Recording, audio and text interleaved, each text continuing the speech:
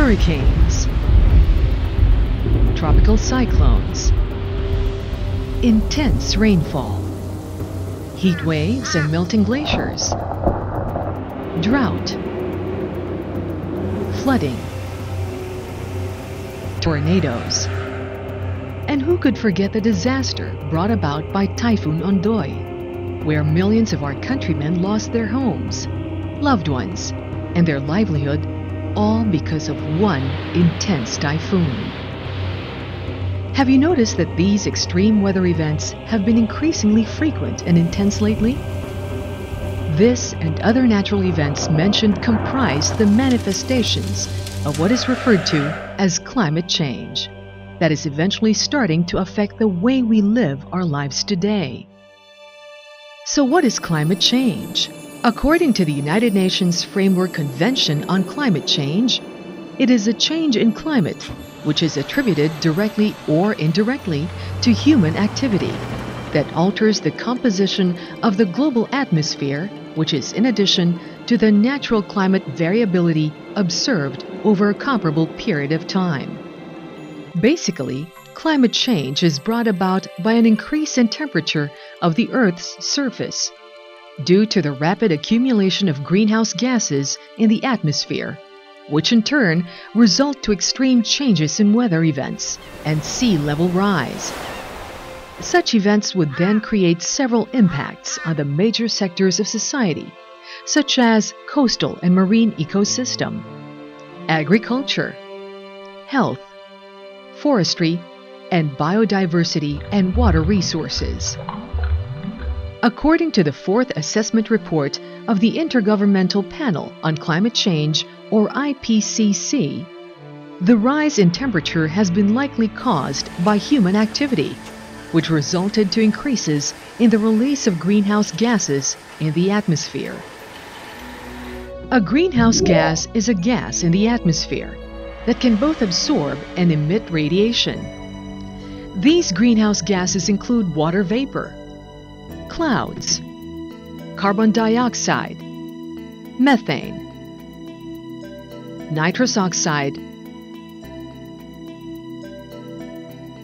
and halocarbons. These are produced from natural processes such as water cycle, growth and death of plants and animals, decay of wood and other biodegradable materials, and volcanic activities. These are naturally occurring gases that influence our planet's atmosphere by trapping the heat coming from the sun, thus keeping us comfortably warm enough, henceforth referred to as the greenhouse effect. Unfortunately, humans are affecting atmospheric greenhouse gas concentrations by introducing new sources or by adding more greenhouse gases into the atmosphere through their activities. Human-induced or anthropogenic sources of GHGs, such as carbon dioxide, produced from burning of fossil fuels, has disrupted the natural process of eliminating greenhouse gases from the Earth's atmosphere. Furthermore, levels of emissions from other greenhouse gases, such as methane and nitrous oxide, increased through other human activities such as deforestation, emissions from motor vehicles and power plants, to name just a few. Thus, the increased accumulation of these human-induced greenhouse gases resulted to enhanced greenhouse effect. This enhanced greenhouse effect is why our planet is in crisis. Global warming is happening. Our climate is changing. How are we directly affected by climate change anyway? In a nutshell, the faster the climate changes, the greater risk of damage. The IPCC Fourth Assessment Report tells that global average surface temperature increased by 0.74 degrees Celsius for the period of 1906 to 2005, which is higher than the third assessment report of 0.6 degrees Celsius for the period of 1901 to 2000. Global average sea level rose due to increase in the global average surface temperature at an average rate of 1.8 millimeters per year from 1961 to 2003, or a total of 0.17 meters for the 21st century. Observations since 1961 show that the average ocean temperature has reached to depths of at least 3,000 meters, and that the ocean has been absorbing more than 80% of the heat added to the climate system. This warming causes the sea to expand and sea level rises. And in effect, there are changes in evaporation, rainfall patterns, and extreme weather conditions.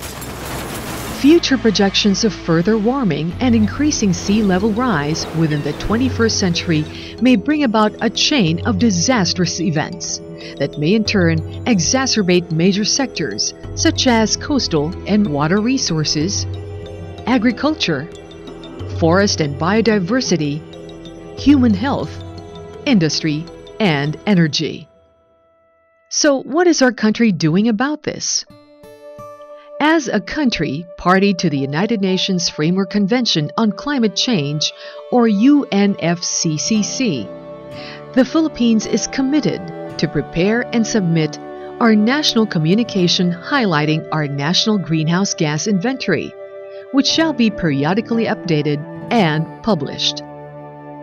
A greenhouse gas inventory is a type of emission inventory that is developed for a variety of reasons. Scientists use inventories of natural and anthropogenic or human-caused emissions as tools when developing atmospheric models. Policymakers use inventories to develop strategies and policies for emissions reductions and to track the progress of those policies. The GHG inventory covers 5 main sectors, namely energy, industry, agriculture, waste and land use change, and forestry.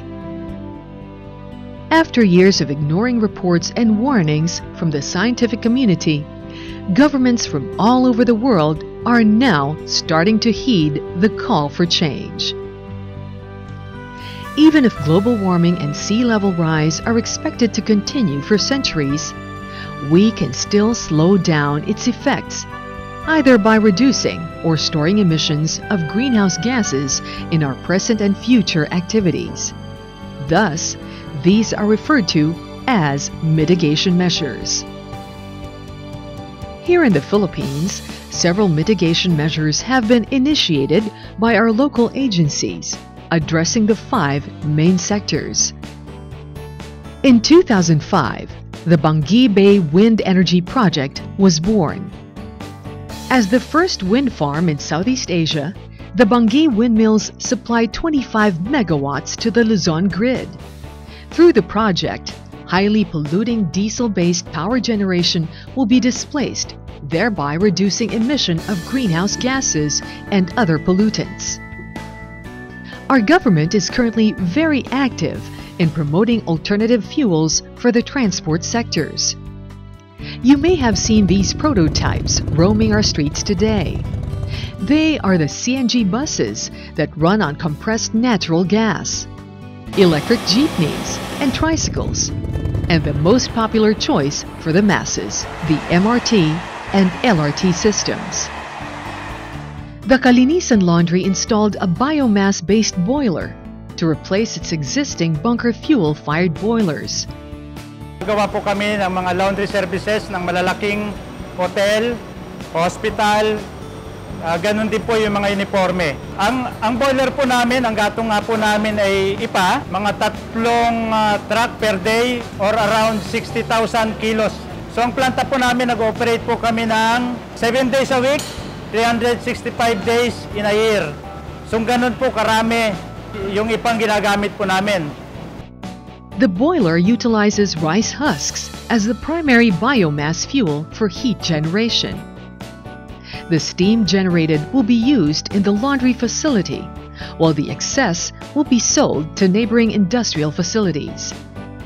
This will result to partial displacement of fossil fuel oil on the part of these industries who are currently using bunker fuel oil.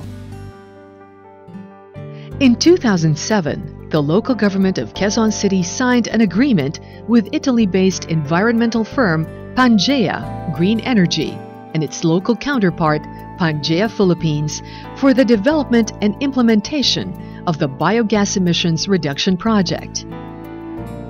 This is a typical gas well. Yun nga ho sabi namin dito, this is 25 to 30 meters. At ito po ang coverage nito, yung gas ay ini-expect namin na within 30 meters pumapasok dito. Mayroon mga gadgets to control the flow of the gas. And then pag marami hong tubig dito, sa planta ho malalaman ni na Marvin na mayroon tubig, so binabawasan nila ang tubig actually. The project consists in the landfill gas extraction from Payatas controlled dam site, and through mechanism of compression, cleaning.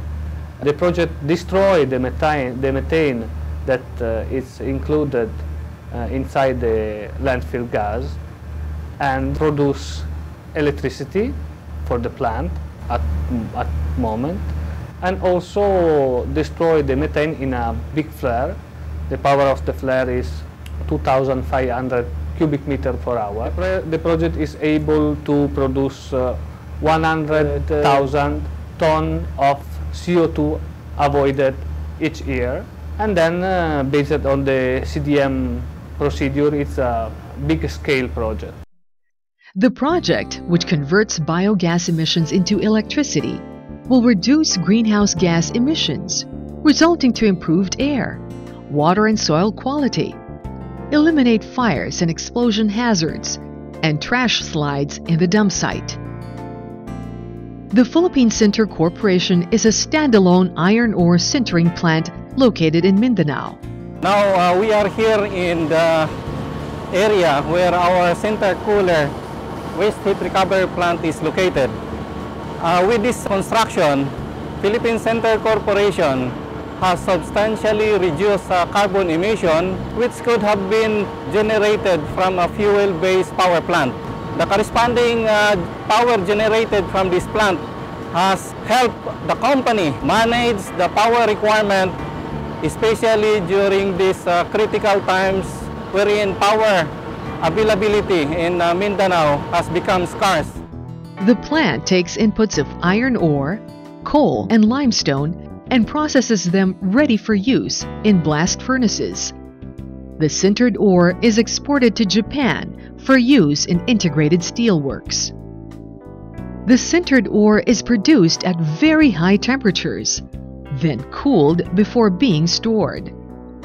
The ore was cooled using electric fans, and the heated air is expelled through heat stacks. However, under its Sinter Cooler Waste Heat Recovery Power Generation project, the heated air from the cooling process is passed through a boiler before being expelled. The steam from this boiler is used to drive an 18.6 megawatt turbine, producing electricity for use at the Sinter plant. With the project, some of the power coming from the fossil fuel power plants are displaced, thus contributing to a reduction in the emission of greenhouse gases from the Mindanao grid. In organic farming, various organic-based agriculture programs are in effect, such as Balanced Fertilization Strategy, Agri-Kalikasan Program, Organic Fields Support Project, and Organic Fertilizer Production Project. In general, these programs minimize the use of chemical fertilizers, discourage the burning of rice straws and other farm residues, and encourage proper management and recycling of farm wastes into organic fertilizers. Lastly, the Land Use Change and Forestry, or LUCF sector. Tropical deforestation is a significant source of carbon dioxide, a greenhouse gas emission. But according to the Greenhouse Gas Inventory of 2000, an 81% decrease in GHG emissions was reported here in the Philippines. The LUCF sector recorded a significant sink of carbon.